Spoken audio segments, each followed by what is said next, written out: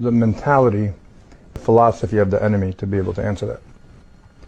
We're dealing with people that don't believe in God. And if they do worship, they don't worship God. They worship something else. They also don't believe in an afterlife, no world to come. And if you ask them one simple question, what happens to human consciousness when someone dies? They say it goes away, extinguishes. Oblivion, nothing. This is what they say, not me. And the one thing that these degenerates up to this point haven't been able to accomplish is escape death. But they don't want to die because there's nothing, and now here they're all powerful, right? They're billions, they control humanity. So there have been the last 30, 40 years working, spending billions, working on technology that they believe, I'm not sure if it's possible or not, but they believe that they can create a new life form, a hybrid, organic, inorganic platform with artificial intelligence. But more importantly, they can download their consciousness into that humanoid life form. And so, you know, they have a problem. This physical body at some point begins to break down, right? And so everyone dies. So they want to transfer their consciousness into this new artificial body, life form, and escape death. And then when that machine begins to break down, they'll just download it to the newer version, 2.0. It sounds like fantasy, it sounds like science fiction, except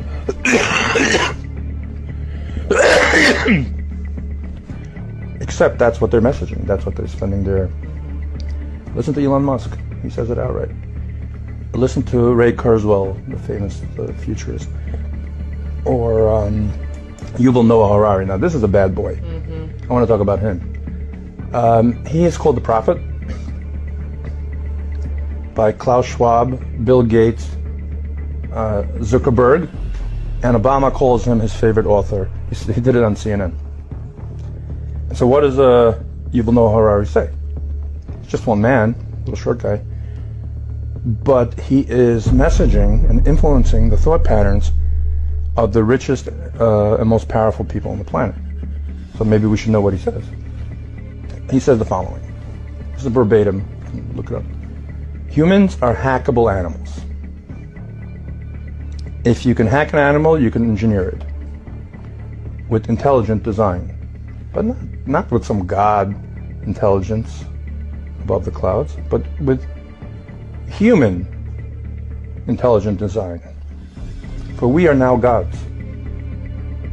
There's no free will. There's no soul. And, this is my favorite, COVID-19 will be an inflection point in history when 24/7 digital surveillance went under the skin. It's interesting. You know, in 2016, Klaus Schwab gave an interview on a French media platform. I saw it with subtitles. And he said something extremely puzzling. No one could figure it out. That in 10 years, by 2026, every single human being will be tagged with a digital identifier internally. So before I ask you why, I'd rather ask how. How do you logistically get 7 billion people to willingly get injected or implanted with some type of technology that allows for them to be surveilled? Well, I have an idea. How about you manufacture a global crisis, create global fear, psychosis, then offer a false solution, which has nothing to do with COVID-19. Because if it did, why would we vaccinate 6-month-old children? That's right. According to the CDC, children have a 99.998% chance of recovery from COVID with no treatment. It's actually safer than the flu.